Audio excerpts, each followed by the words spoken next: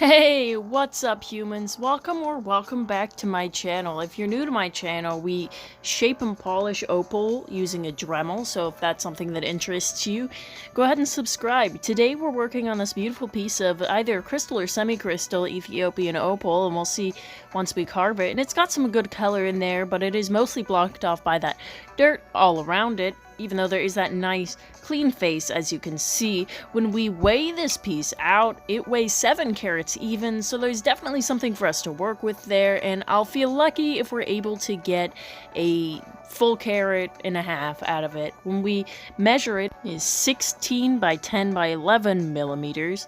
When we shine the flashlight through it, it looks pretty clean on the top part, but the bottom part of it has some dirt that's reaching pretty far in, so that might end up in the final piece. We'll see how it turns out in the end, but there's definitely a piece to be had within that stone. But if you guys want to see how this stone ends up getting shaped and polished, go ahead and keep on watching.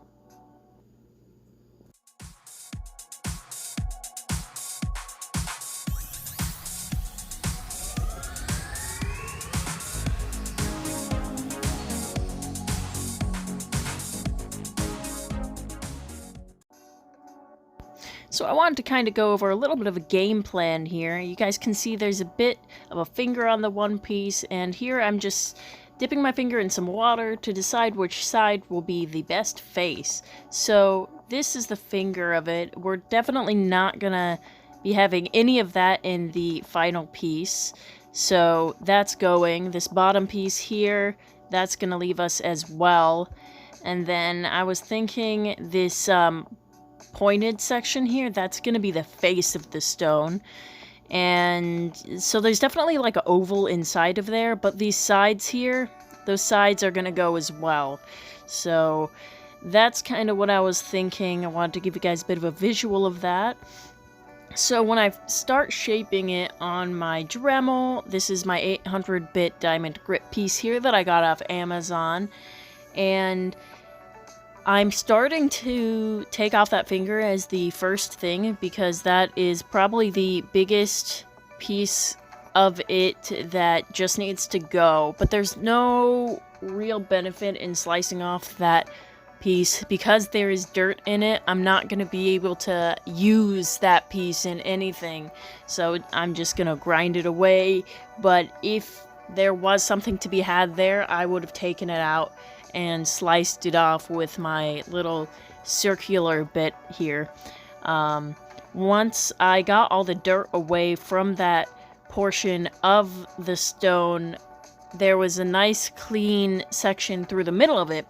So I went and I started taking off the sharp edges around the circumference of the stone, because I want to be able to see the height of the edges to figure out how I want the face to be.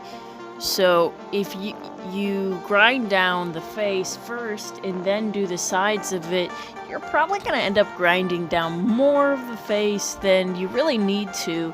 Whereas if you start with all the sharp points, kind of get the surrounding area of the stone to be a nice whatever shape you're going for, and then move to the face, you'll be able to get a bit of a higher dome on it. And I really wanted to get as high of a dome as I could on this stone, especially since I'm trying to make it ovular. But there did end up being a bit of dirt on the back of it, which isn't quite ideal, but that'll happen. And sometimes you just need to embrace the mistakes. And sometimes dirt isn't a mistake. Sometimes it adds a lot to the stone. I've seen it.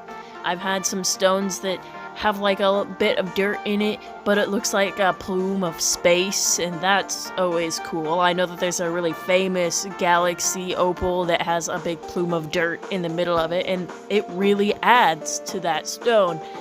This stone, maybe not, but I still love the just being able to get something nicely shaped out of it. So once I finished shaping it, I took it over to my diamond bits And in this section, I really like to concentrate on the edges between the dome and the side, because when I'm shaping on my more coarse diamond bit, there ends up being a bit of a sharp edge between the face and the side. So I do this by holding the stone in the middle of the stone, and then kind of I want to call it beveling the edge of the stone. So I take it and I start on the face, and then I move it towards the sides, and then I spin it around, and I keep turning it in my hand, going back and forth between the face and the sides, and this kind of smooths it out.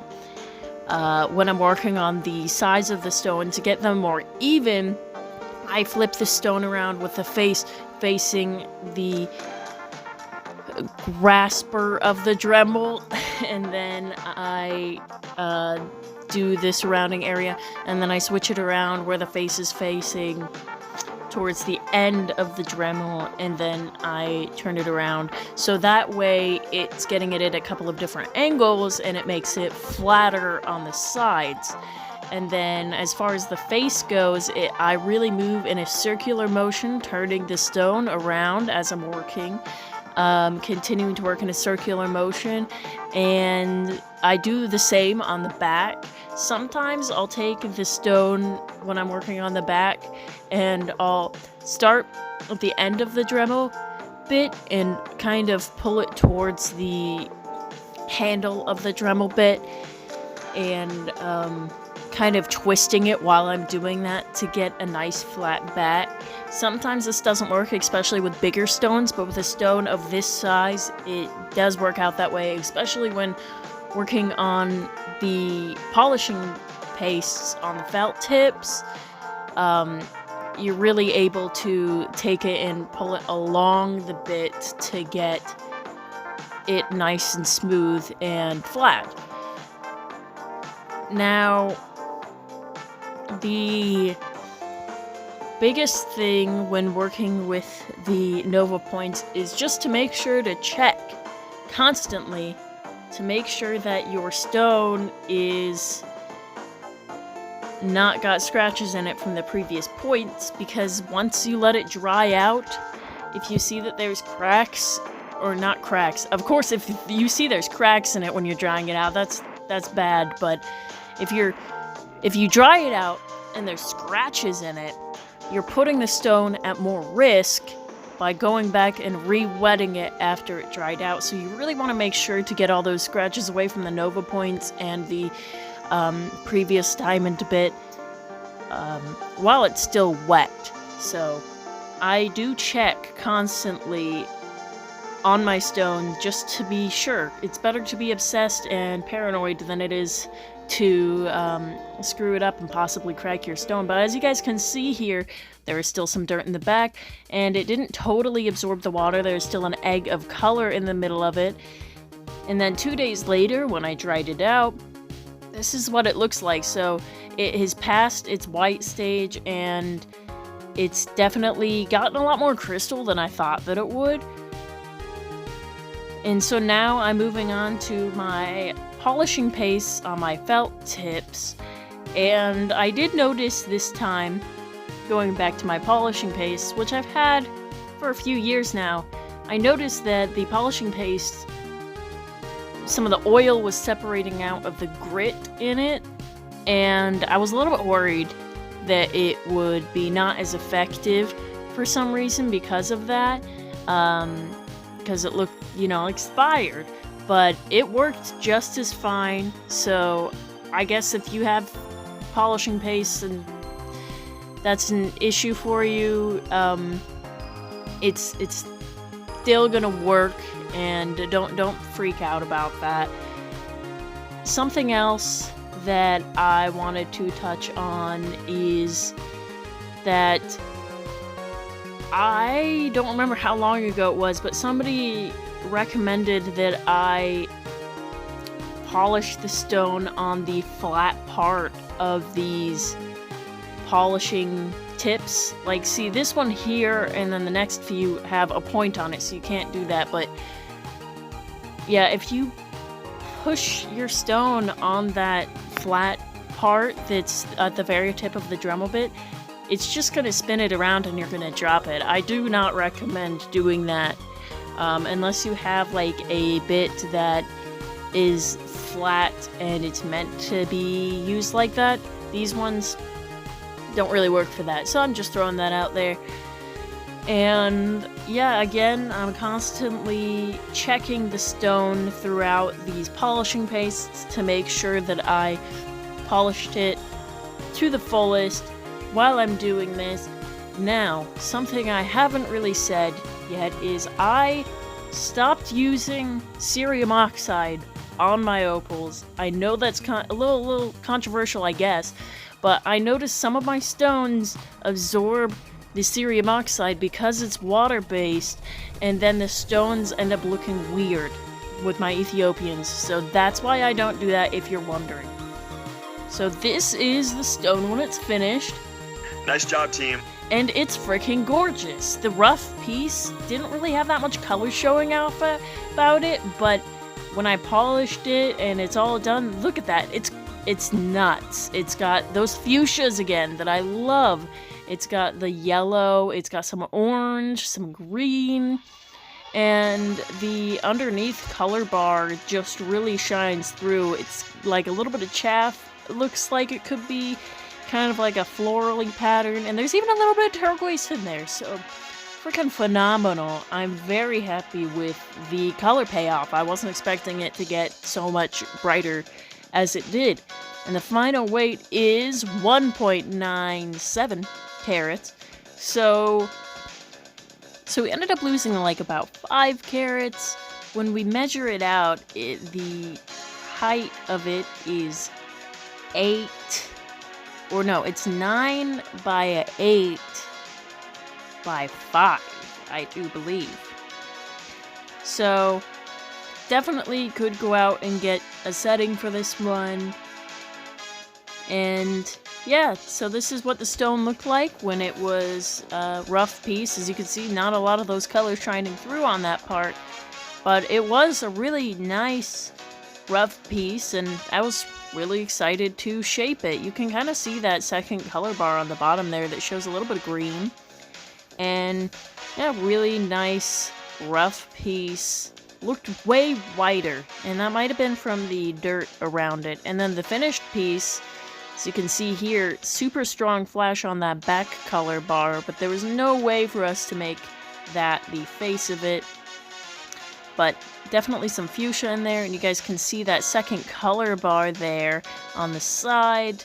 But overall, a freaking gorgeous stone. Couldn't be more happy with it. Really love the way it turned out.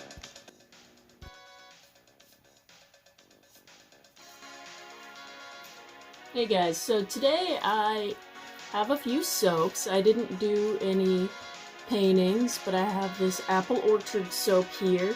You can see the apples in the tree. I even got some unripe ones, and then I've got a mountain over here. The moon ended up a little bit wacky, a little bit silly, and then I've got the, it's like either ocean or like a lake or a river, but body water, and then I got some grass here.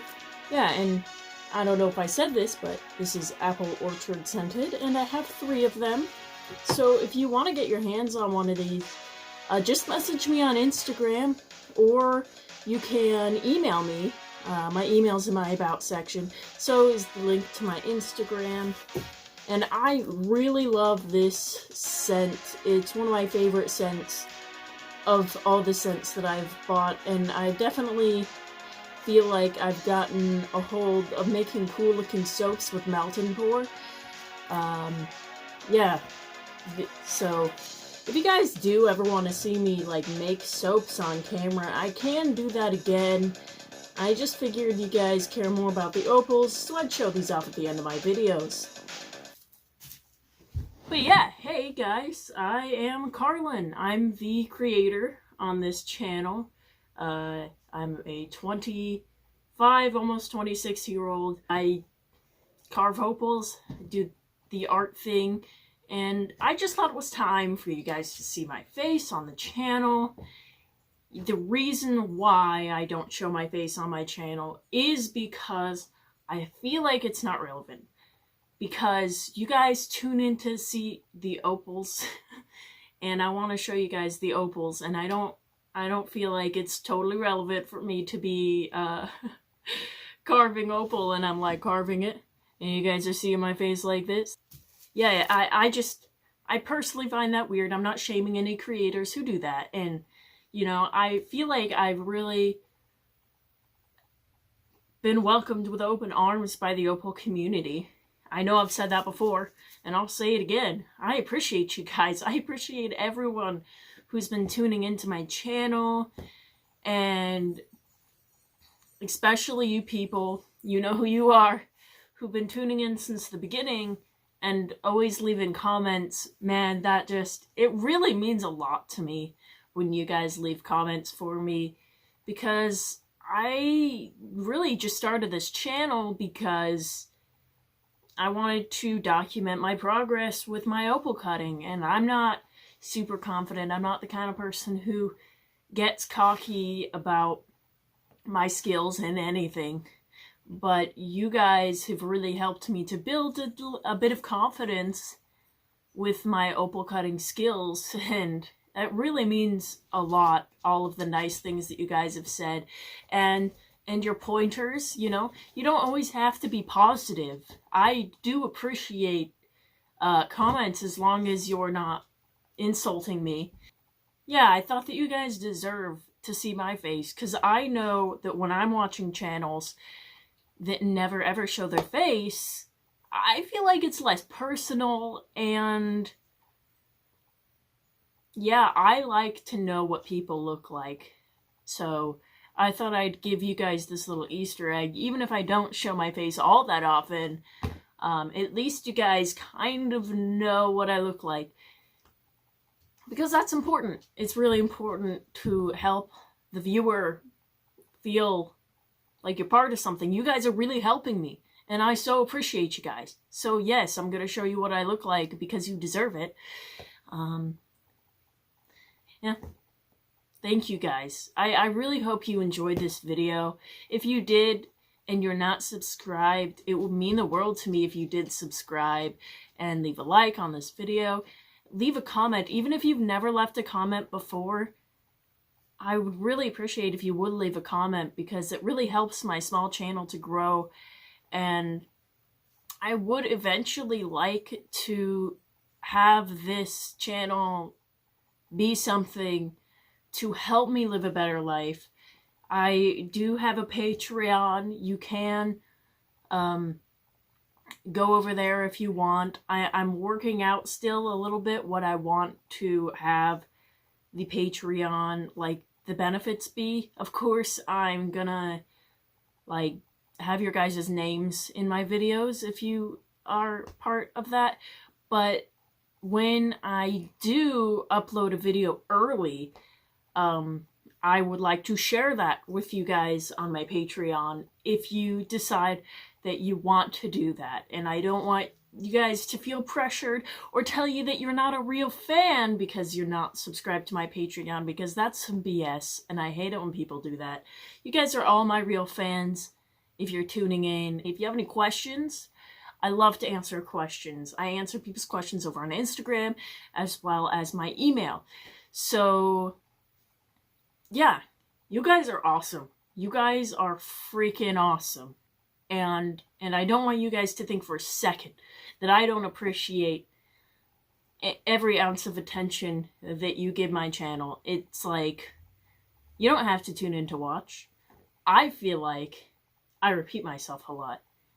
But the fact that 150 of you tune in on the reg, that's freaking awesome, man. And like, my videos that have gotten more than 1,000 views,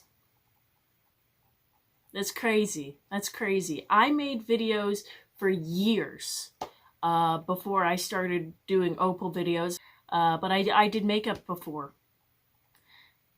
And who needs another beauty YouTuber? We don't need it. We don't need it. We have enough of them. And my skills in that are not based enough. But thank you for tuning in for my sparkly stones. And I really hope you guys tune in the future. And I just want you guys to know how much I appreciate, just how much I appreciate all of you. Thank you so much. And I'll see you guys next time that I post a video. Later.